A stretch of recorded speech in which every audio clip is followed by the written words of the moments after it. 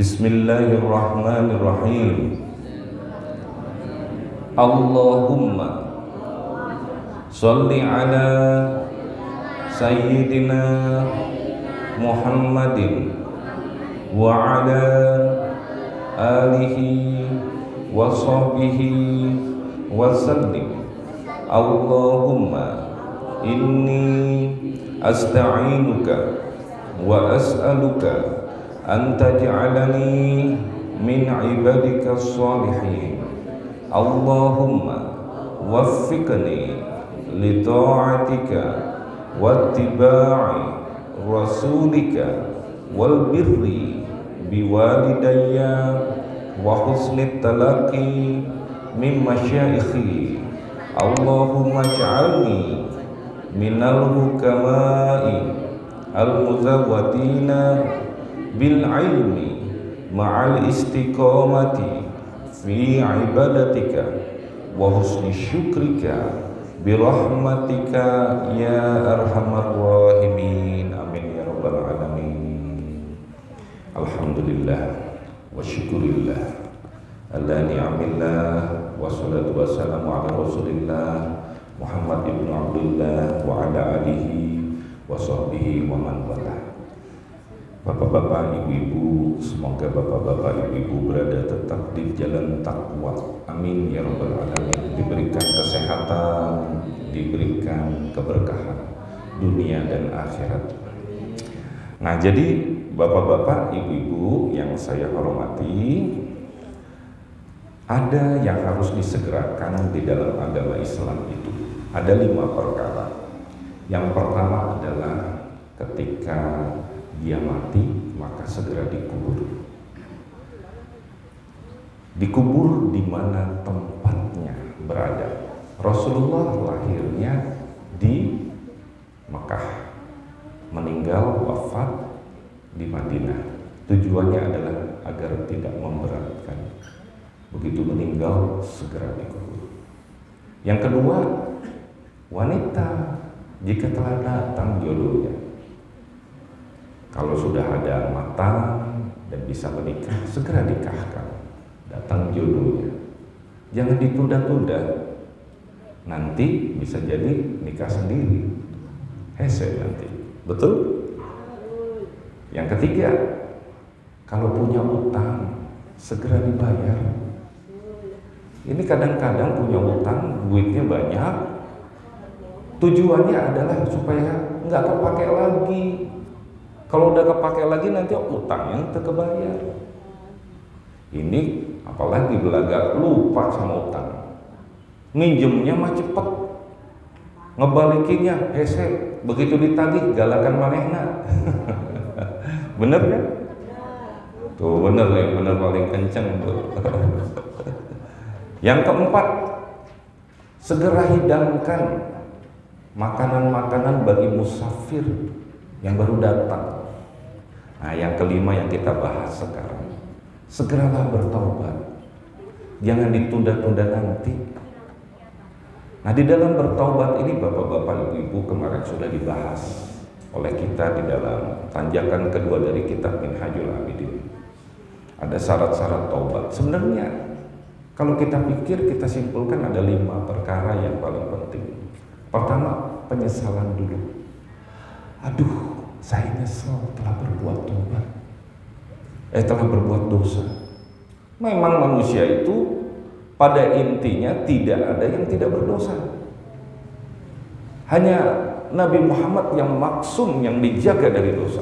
Nah, kita Nabi bukan, Rasul bukan, ulama bukan, guru ngaji bukan, yang mengerti ilmu bukan. Kita manusia biasa yang banyak dosa. Maka harus bersegera taubat. Jangan nunggu-nunggu, nunda-nunda. Karena tanjakannya semakin banyak terkumpul dosa itu, semakin hese untuk ke jalan taubat. Yang kedua, dari penyesalan itu muncul niat. Niatnya, ya Allah, aku niat ingin bertobat. Maka kesungguhan hati itu benar-benar. Nah, yang ketiga, setelah dia muncul niat, berjanji dengan penyesalan itu untuk tidak mengulanginya perbuatan dosa itu atau yang sekelas dengan dosa itu. Ini mah enggak, orang-orang nggak ada penyesalan, yang ada puas. Begitu usianya udah tua, saya mah dulu cekek botol terus, udah dirasain. Yang kedua, mabok, judi, semuanya udah saya rasain semua. Saya mah dulu gelap, bangga dia, menjadi kebanggaan. Itu tidak ada penyesalan, yang ada rasa puas. Itu gak boleh. Yang ketiga, yang keempat, imbangi dengan amal-amal soleh. Dan yang kelima, kalau ada berhubungan dengan hukumnya dengan orang lain, harus minta maaf dan keridhoannya. Ini yang susah. Nyarinya kadang-kadang orangnya udah mati, kita dulu dolim sama dia, repot kalau sudah begitu, ya. Hanya Allah urusannya nanti. Bapak-bapak, ibu-ibu, dari syarat-syarat taubat yang kemarin dibahas di dalam kitab Minhajul Abidin adalah syarat pertama adalah meninggalkan upaya sadar pada suatu dosa, benar-benar bahwa dirinya tidak akan mengulangi dosa sama sekali. Upaya sadar dia. Lantas kalau dia masih berniat, masih cinta pada perbuatan dosa itu, namanya belum tobat. Paham ya? Masih pengen rasa manisnya, tapi tidak memutuskan diri untuk perbuatan tobat. Yang kedua, hendaknya ia taubat dari dosa yang telah berlalu darinya. Suatu dosa yang sama dengan dosa tersebut, sebab jika tidak terdahulu pada dirinya dosa semisalnya itu yang sama dengan itu, pastilah ia orang yang bertakwa, bukan orang yang bertaubat. Contohnya adalah Nabi Muhammad. Tidak mungkin dirinya dulunya mengalami kafir. Tetapi Umar bin Khattab pernah menjadi orang yang musuhnya nomor satu Rasulullah SAW. Kemudian dia bertaubat darinya. Seperti itulah syarat yang kedua.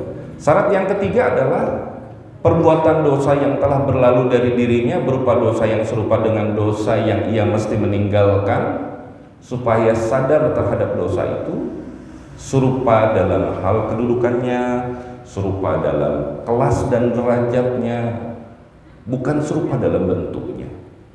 Contoh, saya dulu penzina, misal ini. Kemudian pada satu waktu ketika saya stroke, impoten, baru kemudian dia bilang, aduh, saya bertobat terhadap dosa itu. Tetapi dirinya sudah impoten, sudah tidak memungkinkan bagi dirinya. Sama dengan ketika tobat, saya dulu pakai minum minuman keras, cekek botol, tapi masih Kang, kita minum yuk. Saya sudah tobat. Gua bayarin. Hayu. Begitu dibayarin, ayo. Coba pikir, banyak yang seperti ini. Hal-hal yang seperti ini yang harus ditinggalkan. Itu 3 syarat. Nah, sekarang syarat yang keempat. Wa rabi'atu ayyakuna tarku ikhtiyarihi. Keempat, adanya meninggalkan upaya pada semua dosa yang telah lalu itu, lidzalika ta'ziman lillahi azza wa jalla wa hadarum min sukhtihi wa alimi iqobatihi mujarradan. Karena pengagungan semata-mata kepada Allah subhanahu wa ta'ala, Allah azza wa jalla, dan menghindari dari murkanya dan pedihnya siksaannya semata-mata. Jadi ketika tubuh ini harus benar-benar ketika bertobat, ya Allah, aku cinta padamu ya Allah, ampuni hambamu ya Allah. Kemudian teringat Betapa tubuh yang lemah ini tidak bisa menanggung kepada malaikat Jabaniyah memukulkan godamnya. Tidak mampu menanggung diri yang lemah ini untuk digigit sama ular yang besarnya itu bagaikan lebih besar daripada leher onta, dikubur. Kebayang sama kita. Sanggup badan ini yang kalau cabut kuku saja sudah minta ampun sakitnya. Sanggupkah diri kita untuk menahan deraan daripada siksa neraka jahanam yang luar biasa? Nauzubillah min dzalik. Enggak akan ada yang tahan. Lali rabbatin dunyawiyah, bukan karena kesenangan pada duniawi, bukan. Au rahbatin minan nas, atau takut dari manusia. Populer, saya tobat, takut nanti disebut-sebut sama orang. Dulu saya mabok, takut. Bukan karena itu, semata-mata adalah karena memang pengagungan kepada Allah. Au talabi thana'in au sitin au jahin au dhafin fin nafsi au fakrin au ghairi dzalika, atau mencari pujian atau mencari popularitas. Kita dengar ada artis ketangkep narkoba, kemudian dia menunjukkan tobatnya kepada orang, saya telah kembali kepada jalan yang lurus. Bahkan oleh BNN dijadikan supaya menjadi orang-orang terpengaruh agar berhenti dari narkoba. 3 bulan kemudian ketangkep deh pakai narkoba. Begitu jahatnya. Atau karena pangkat, atau karena kelemahan di dalam diri, atau kondisi fakir, atau selain hal tersebut, ketika bangkrut, dulu di meja judi, udah judi ditinggal istri, habis-habisan bangkrut. 2 bulan kemudian dia dapat duit, rezeki banyak, diajak temennya main judi, udah main gaple aja, gaple katanya. Main lagi, ceplak, ketagihan lagi. Itu nggak tobat namanya. Kenapa sebabnya? Tidak ada niat dan takut sedikit pun kepada siksanya Allah, dan tidak ada niat untuk pengagungan kepada Allah, dan tidak ada niat menyadari bahwa Allah ya sami'un ya basir. Allah maha melihat dan Allah maha mendengar tiap-tiap perbuatan. Di dalam WC, tahu Allah kamu lagi di dalam WC, ngapain kamu di dalam WC? Kamu pakai narkoba lagi, nyuntik, tahu. Tapi kamu umumkan kepada orang-orang dengan kebohongan-kebohonganmu itu, dosanya double dan siksanya lebih berat lagi. Nauzubillah min dzalik. Ngeri ya Allah, baca ngomongin soal tobat, ngeri kita ya Allah. Betapa kita banyak dosa, betapa kita banyak melakukan maksiat. Bagaimana diri ini yang lemah ini harus selalu beristighfar, bertobat atas semua dosa-dosa. Maka inilah syarat-syarat taubat dan rukun-rukunnya yang keempat tadi.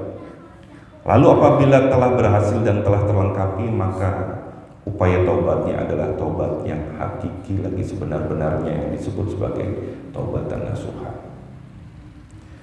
Wa amma muqaddamatu taubati fathalathun. Adapun pendahuluan taubat, maka ada 3 hal yang perlu diketahui. Ihdaha dzikru goyati kubhi dzunubi.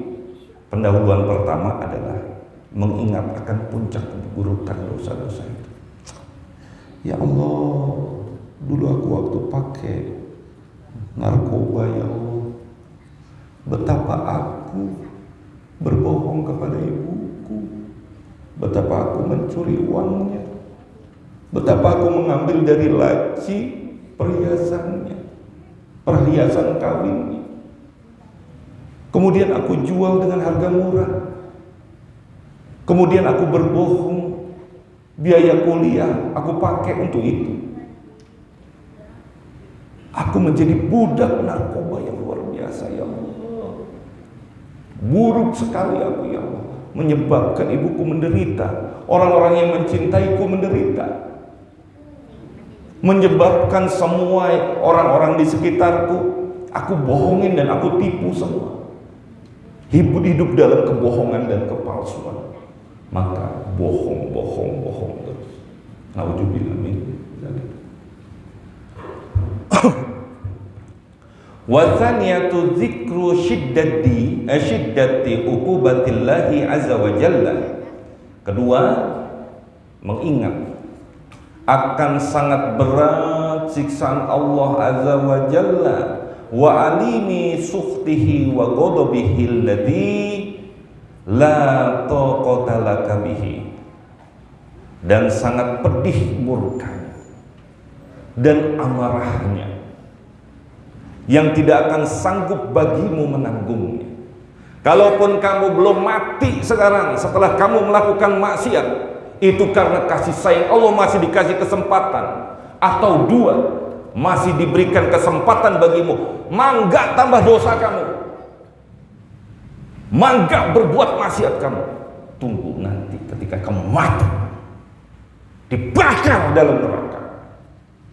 Seperti itu. Wa salisatu dzikru dhafika wa qillati hayaika fi dzalika. Dan ketiga, mengingat akan lemahnya dirimu dan sedikitnya rasa malumu dalam berbuat dosa itu.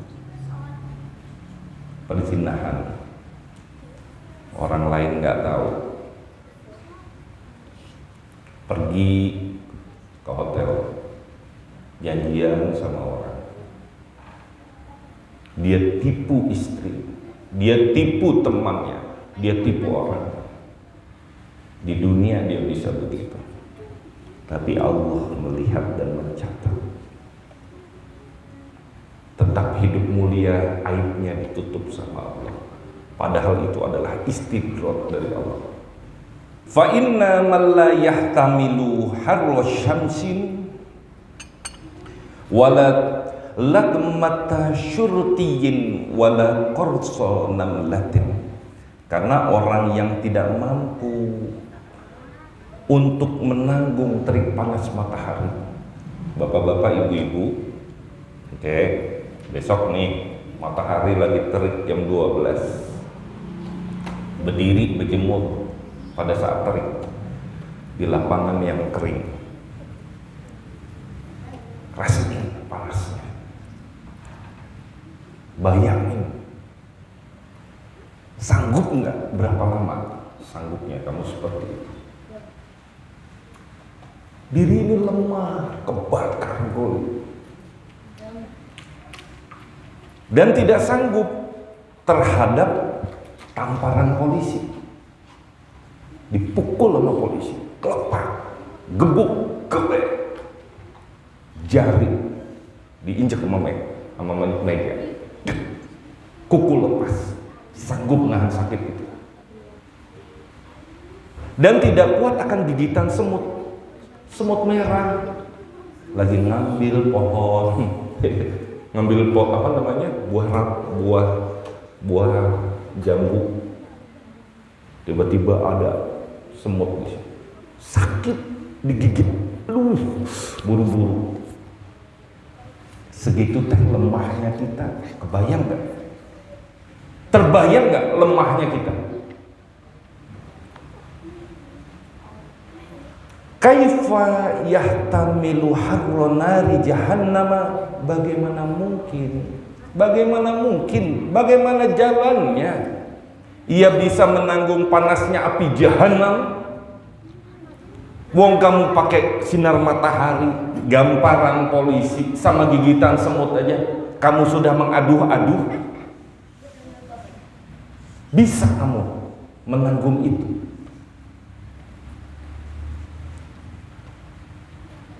Wa darba maqami'i zabaniyah, atau pukulan godam dari malaikat zabaniyah. Ketika kita mati, apa yang dibawa? Saya tanya.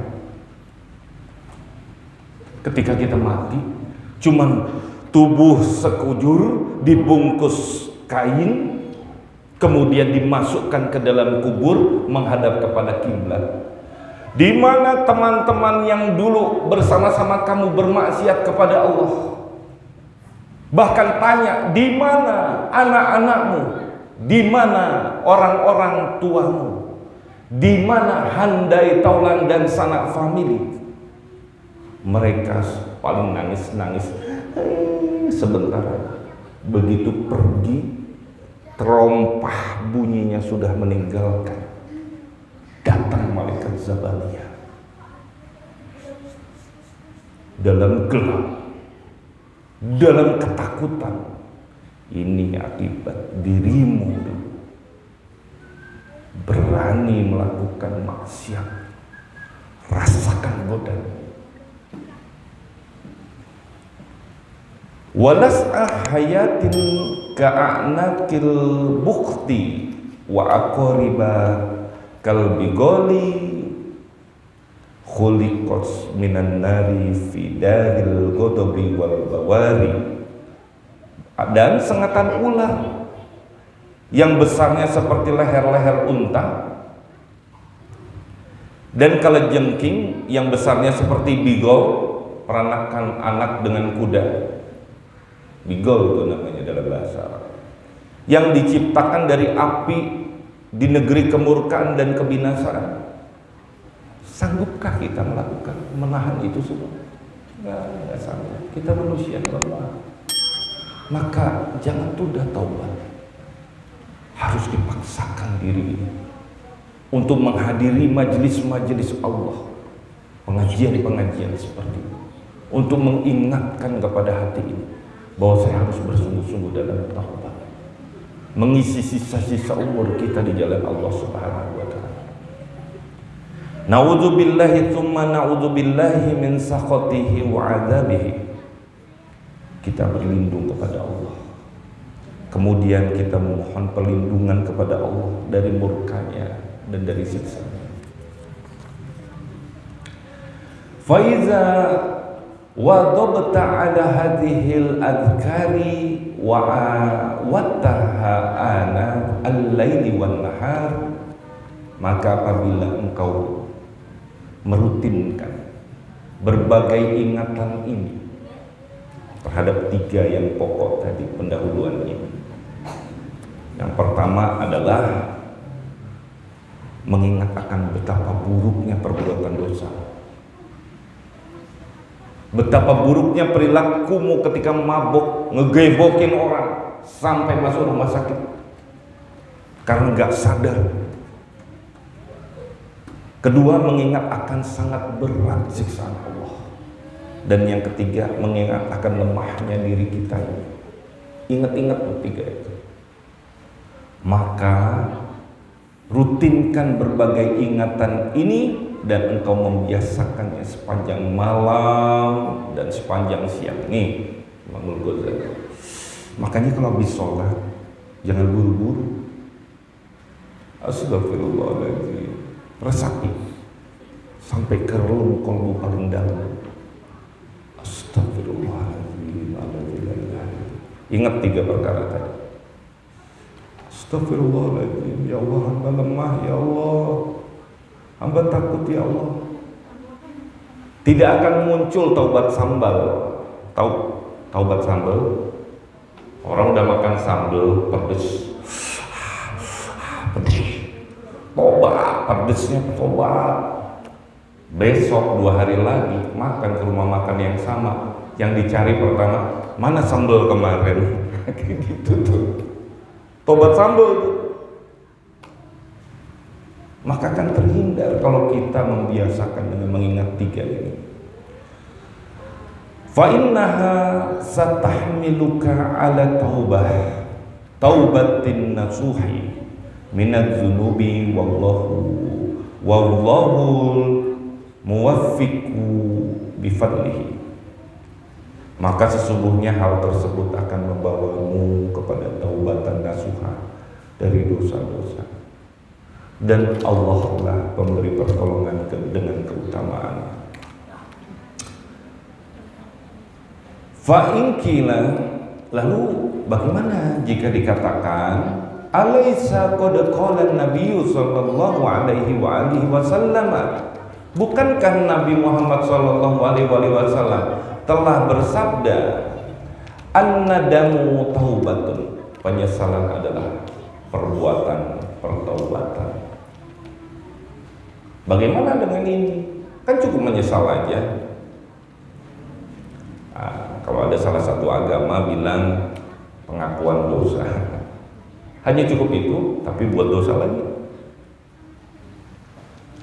Walam yazkur mimma zakartum min syara'itiha wa syaddatum syai'an, dan beliau tidak menuturkan tentang segala hal yang telah Anda sebutkan, yang tadi disebutkan dari syarat-syarat taubat itu, dan yang Anda tekankan akan sesuatu pun.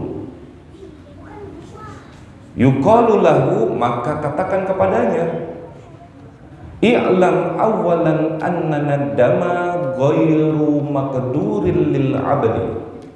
Ketahuilah di kali pertama bahwa penyesalan bukan perkara yang dimampu pada seorang hamba, hal yang terjadi spontan dan tidak bisa ditolak.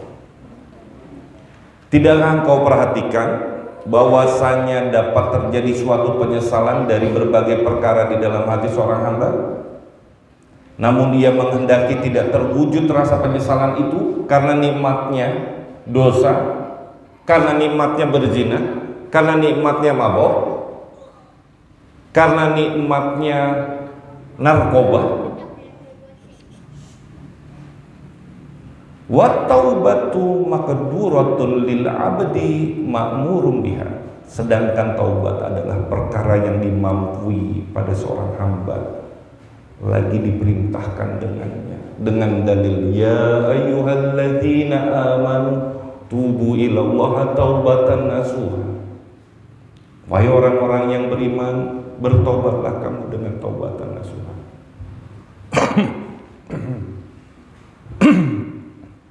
Kemudian sesungguhnya kita telah mengerti bahwasanya jikalau seseorang telah menyesal atas dosa-dosa, maka pastilah tidak akan hilang dengan sebab dosa itu kedudukannya di kalangan manusia, atau tidak akan hilang nilai hartanya dalam hal membelanjakan di dalam perbuatan dosa.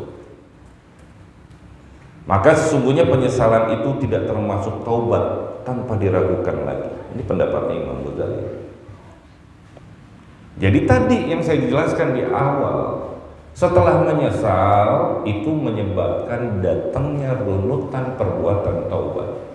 Niat, berjanji tidak mengulangi perbuatan itu dan tidak mengingat-ingat serta tidak bangga dengan perbuatan itu. Yang keempat, membayar fardu-fardu sholat yang telah ditinggalkannya itu, fardu zakat, fardu sholat, fardu ain. Karena perbuatan maksiat yang dilakukannya menyebabkan hatinya tertutup untuk berbuat fardu tadi, kemudian dia menempuh taubat, maka dia harus mengqadha itu, harus dibayar. Utang sama manusia aja tagih-tagih, lebih enak sekarang susahnya dibandingkan nanti di akhirat. Karena sudah jelas semua orang pasti mati, pasti menuju kepada akhirat, betul? Di depan saya ini calon mayit semua, termasuk saya. Bapak-bapak, ibu-ibu, hati payung, abdi mati pengker. Coba pikir sama kita, sudah jelas pintunya pasti mati menuju kepada akhirat, masih kurang jelaskah bahwa kita visinya harus kepada akhirat? Begitu sibukkah dirimu dengan permasalahan dunia, padahal dunia itu lari darimu? Padahal orang-orang yang mengutamakan kepada urusan-urusan akhirat, dunia akan tergila-gila padanya, akan dipenuhi semua oleh Allah Subhanahu wa Ta'ala. Coba pikir, yang ngasih karunia itu Allah, betul? Yang ngasih rizki Allah. Jika Allah sudah ridho kepada hambanya, maka apa yang tidak diberikan oleh Allah Subhanahu wa Ta'ala? Maka dosa itu menyebabkan sial hidup dalam problematika yang tak berujung. Sial, yang paling sial adalah susah diajak kepada taat, susah diajak kepada jalan benar, susah untuk sholat, susah untuk ngaji, susah untuk puasa, susah untuk berinfak, susah untuk bersedekah, susah untuk berzakat. Apa sebabnya? Maksiat-maksiat itu yang menginjak, yang tidak diikuti dengan taubat. Nauzubillah min dzalik. Maka telah kita ketahui dengan uraian ini bahwa di dalam khobar itu terdapat makna yang kita tidak bisa memahaminya dari sisi lahiriahnya saja. Bahwa dengan hadis tadi sebenarnya adalah menuntut perbuatan-perbuatan taubat. Jadi jangan hanya menuntut, ini nggak disebut. Hadisnya kan cuma an-nadamu taubatun, hanya begitu. Nggak ada tuh yang kamu sebutkan dengan persyaratan itu. Tapi penjelasannya udah semakin gamblang, semakin jelas.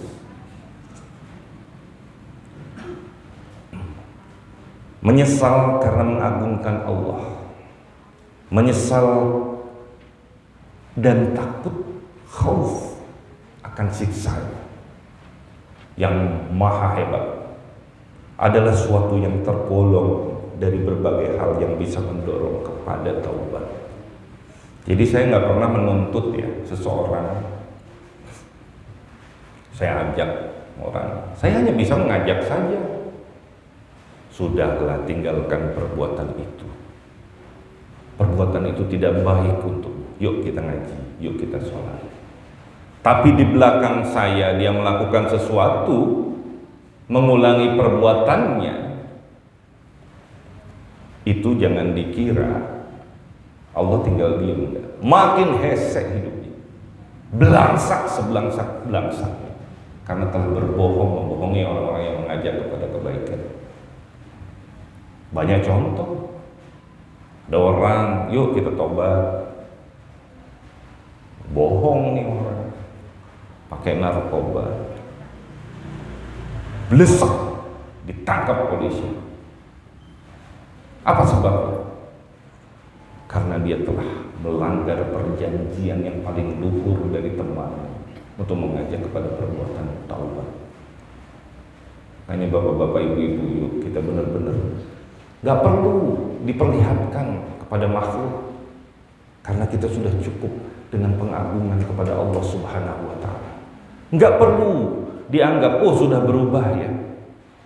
Gak perlu dianggap orang, oh sudah soleh ya, sudah kembali kepada jalan yang benar. Gak perlu pengakuan itu. Yang paling penting adalah di dalam dirimu itu ada upaya pengagungan kepada Allah dan takut-takutnya terhadap siksaan Allah Subhanahu wa Ta'ala. Fa inna dzalika min sifatih tabi'ina wa halihim. Maka sesungguhnya perbuatan termasuk sifat-sifat orang yang taubat dan perilaku mereka. Fa innahu idza dzakkaral adzkarus salasah, karena sesungguhnya apabila ia telah mengingat akan 3 ingatan yang tadi, yang merupakan pendahuluan taubat tadi, nadima wa hamalatshun nadamatu ala tarki ikhtiyari dzunuba, maka ia akan menyesal dan penyesalan akan membawanya untuk meninggalkan upaya berbuat dosa-dosa itu. Ini yang nyebabin orang-orang gagal dalam taubat karena nggak paham ini. Hanya 5, oke, niat, nyesel, saya upayakan, tapi tidak ada di dalam jiwa dia rasa cinta berupa pengagungan kepada Allah, cinta kepada judi, budak judi, cinta kepada ceket botol, cinta kepada narkoba, akan hilang dari otaknya, dari ingatannya, karena digantikan oleh pengagungan kepada Allah Subhanahu wa Ta'ala. Jadi nggak lagi itu. Banyak cerita ini. Saya punya teman, saya punya pasien. Waktu saya ada bertugas di salah sebuah puskesmas, ya. Kebetulan ada program harm reduction, pengurangan dampak buruk dari pemakaian narkoba, suntik. Ada seseorang yang saya melihat ini peluang tobatnya gede. Dokter, sungguh sangat berat bagi diri saya, dokter, ketika saya ada keinginan lagi untuk berbuat itu, yang istilahnya sakau. Saya biasa duduk di warung itu, ketika saya duduk nagihnya minta ampun, maka saya katakan ganti dengan pengagungan kepada Allah, takut akan siksa. Kemudian benar-benar berubah total. Otaknya itu oleh pertolongannya Allah, nagihnya dibuat hilang dengan pengagungan kepada Allah Subhanahu wa Ta'ala. Maka begitu juga dengan dosa-dosa yang lain, cinta pada judi, cinta pada perbuatan-perbuatan maksiat yang lain, semuanya akan hilang dengan pengagungan kepada Allah Subhanahu wa Ta'ala. Mau ditolong sama Allah, jalannya adalah bagaimana dirimu memulai dengan taubat. Betul? Bagaimana diri kita memulainya dengan perbuatan soleh. Wa may yattaqillaha yaj'al lahu makhraja. Barang siapa yang bertakwa kepada Allah, Allah akan kirim pertolongan. Udahlah dagang sepi, udahlah bisnis bangkrut ditipu orang, sudahlah duit terboga, kemudian kenapa ini terjadi? Masalah nggak putus-putus, diperpanjang saja. Kenapa sebabnya? Hatinya ditutup untuk segera mengagungkan kepada Allah. Coba oleh dirimu sekarang, kalau ada hal-hal seperti ini, tobat, agar pertolongan Allah itu datang kepada diri kita. Apa yang gak bisa ketika Allah datang menghampiri kita? Pertolongan datang dari semua sisi, tanpa kita sadari, tanpa kita ketahui, tiba-tiba beres semua masalah. Yang lagi hutang, setiap hutang tuh, kalau hutang tuh kemerdekaan jiwa tuh nggak ada. Jalan ke sana, sieun ketemu sama yang nagih, hidung-hidung deh orang, gigi wae yang putih. Mau digaralah, tatoan kabeh. Coba, gimana caranya? Minta sama Allah, ya Allah, hamba ini lemah, ya Allah, hamba tahu, hamba dosa, ya Allah, telah melibatkan diri hamba pada riba, ya Allah, pakai pinjaman online, ya Allah, eta teh, ya Allah, sieun saya itu, ya Allah, tapi hamba lebih takut padamu, ya Allah. Tak pengagungan Allah lah. Bukan gara-gara takut sama orangnya yang nagih, yang galak, lebih takut sama Allah. Ya Allah, bantu hamba. Tiba-tiba datang orang, udah deh, dagangan lu semuanya gue beliin, jebret, kasih. Pertolongan Allah datang, beres. Lagi urusan di pengadilan, pertolongan Allah, bleng, beres. Lagi permasalahan ini dan itu, nggak ada teboga duit untuk anak sekolah, tiba-tiba beres semua, dikasih tolong. Makanya sekarang perbaharui tobat kita benar-benar dengan taubatan nasuh. Amin ya rabbal alamin. Mudah-mudahan kita bisa menjalankannya. Amin ya rabbal alamin. Yang benar datangnya dari Allah, yang salah datangnya dari diri saya, manusia yang penuh kekurangan. Akhirul kalam, wabillahi taufiq wal hidayah. Assalamualaikum warahmatullahi wabarakatuh.